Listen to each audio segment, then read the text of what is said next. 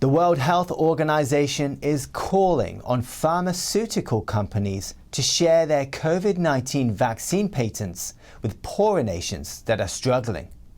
The US government is on board with the proposal, but others say by taking patents away, we might be undermining the path to future vaccines. Drug makers on Thursday said President Biden's support for waiving patents of COVID-19 vaccines could endanger their supply chains, and that wealthy nations should instead share more. Biden on Wednesday threw his support behind a waiver after India and South Africa proposed to the World Trade Organization that pharmaceutical companies share their intellectual property rights to COVID-19 vaccines. India is the home of the world's biggest producer of vaccines, but it still has a major shortage during this devastating second wave. A vaccine expert advocates for more doses and explains the challenges poor countries face. What we really need is very large numbers of doses without them costing too much. And some of the vaccines at the moment that are being used in the US and in Europe are really out of reach in terms of their cost for many of the countries in the world. The WHO says just 7 out of every 100 vaccines studied in a lab actually make it to clinical trials. A pharmaceutical professor explains that there are simple protein vaccines that can be made in a lot of countries, and there are complex vaccines, including RNA, that can be only made in a few places. The protein-type vaccine technologies, which have been used for really quite a long period of time, could be made locally in a multiplicity of different countries, whereas these more technical vaccines, the viral vector vaccines and the messenger RNA vaccines, are really, really new, and the numbers of manufacturing sites capable of making those is really rather low. The counter-argument to waiving vaccine intellectual property is that the patents allow companies to invest money into researching new vaccines. A patent attorney argues there may be less incentive if the patents are waived. And you would not have this kind of investment if there wasn't a proper reward for these companies. So the patent system was invented for this system, and I think it's, if I may say so, a bit silly to try and reinvent it now. Pfizer and Moderna stocks dropped even at the mention of patents being waived. The two companies combined forecast a total of over $45 billion in sales this year for their vaccines. Now, what if we could make it so that mosquitoes can't spread diseases anymore? Well, a biotech company genetically modified the insect in hopes of doing just that. But some say there could be unintended consequences. NTD's Christina Kim has that story. For the first time in the U.S., genetically modified mosquitoes have been released into the wild. Thousands of these mosquitoes were reportedly released in 6 locations in the Florida Keys, 2 on Cudjoe Key, 1 on Ramrod Key, and 3 on Vaca Key. The project is led by UK-based biotechnology firm Oxitec, which is funded in part by the Bill and Melinda Gates Foundation. The project was approved by the Environmental Protection Agency as well as several others. It's part of an effort to help tackle a disease-transmitting mosquito species called the Aedes aegypti, which account for about 4% of the mosquito population in the Keys.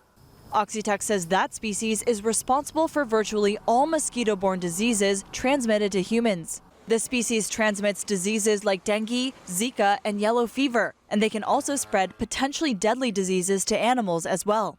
We speak to Barry Ray, the director of the Florida Keys Environmental Coalition, for his take on the issue. He's been involved in this process for the last 10 years. And he says the biggest issue isn't about genetic modification. It's about the process, which Ray says wasn't normal. We're disappointed, to say the least. You know, we don't live in fear of genetically modified organisms. We live in fear of bad science. Male mosquitoes don't bite, but females do, spreading disease in the process.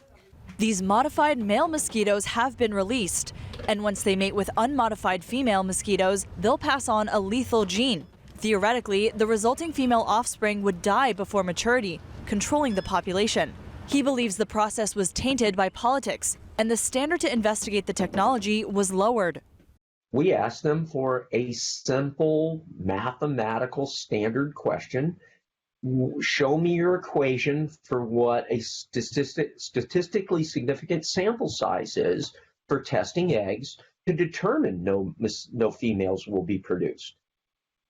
They don't have one. Ray says this type of large-scale modification is now released into the wild, and it can't be undone. This is concerning, he says. The off-target mutations that happen when you edit the germline, the heredity that is going to occur, it is concerning because as those evolutionary things start to distort that and they manifest into new characteristics, we haven't studied that. There are no long-term studies. If successful, some 20 million additional genetically modified mosquitoes will be released later on in the year. Christina Kim, NTD News. A further look at China now. The sea level is rising along China's coast. Official reports suggest it may lead to more natural disasters. NTD's Tiffany Meyer brings us more. Chinese authorities report that sea levels along the country's entire coastline are higher than normal. China's Ministry of Natural Resources blamed the change on the land sinking. In 2017, a geological survey showed higher sea levels tend to result in more floods, typhoons, and land loss. They also lead to salty soil, which can cause wetland ecosystems to deteriorate. In 2019, Chinese authorities reported that land areas in over 100 cities were sinking, twice as many as the figures from a few years ago. Major cities affected include Shanghai and Guangzhou. Shanghai is a megacity located at the mouth of China's longest river, the Yangtze River. Because of that, the ground is softer there. The sea level will reach its highest seasonal levels from August to October. The weight of large buildings there, coupled with overuse of groundwater, both contribute to land sinkage. A decade ago, Time magazine reported that Shanghai's urban area had sunk more than 6 feet over the past 90 years. The dramatic shift also poses a threat to locals. U.S.-based research institute Climate Center says rising sea levels could put 93 million Chinese residents at risk by 2050. Parts of Hong Kong will also be at risk later this year.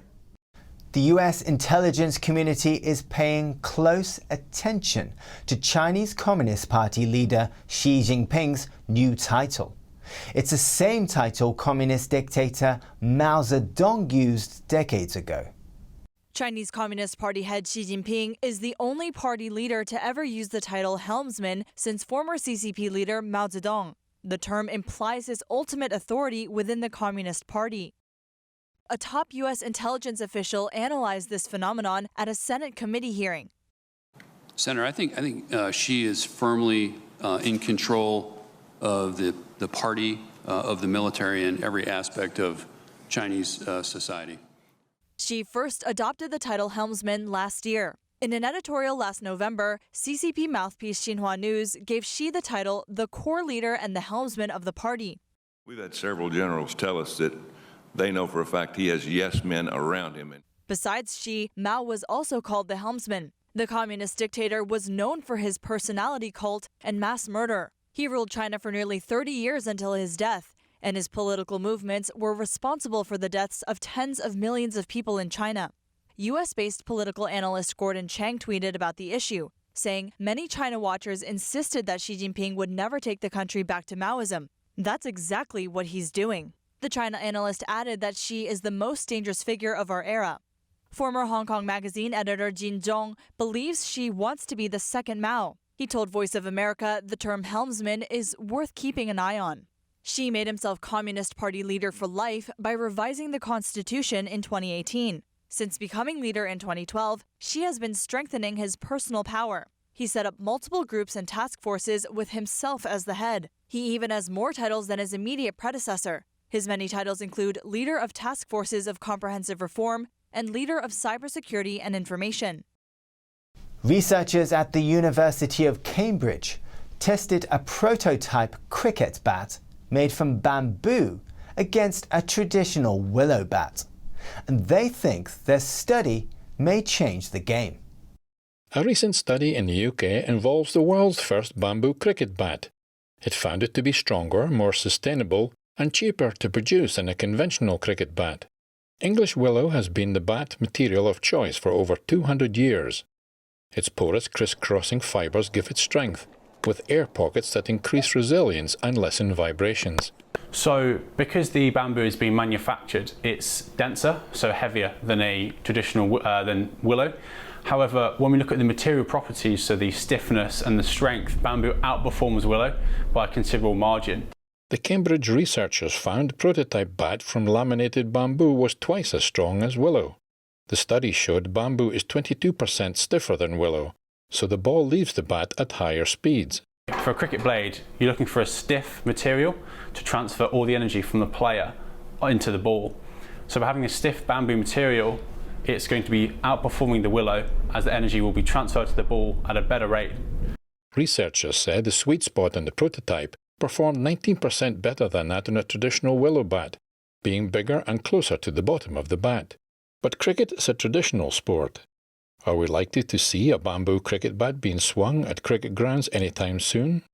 Interestingly, bamboo is not a wood, it is a grass, and that presents part of the problem because based on current MCC regulations, the blade of a bat needs to be made from a single plank of timber, of wood. The researchers hope to enter discussions with Marylebone Cricket Club and leading bat manufacturers. That's the news for today, and thanks for tuning in. I'm Stuart Lees.